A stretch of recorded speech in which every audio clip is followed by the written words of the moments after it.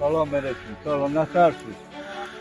Ətrafı yaxşı sağlamlıqdır, sizə təşəkkür ediyorum. Sağ olun. Sağ olun Axsar. Təşəkkür ederim bu gözəl insanlara. Kombinat müəssisələri kombinatın işçiləridir.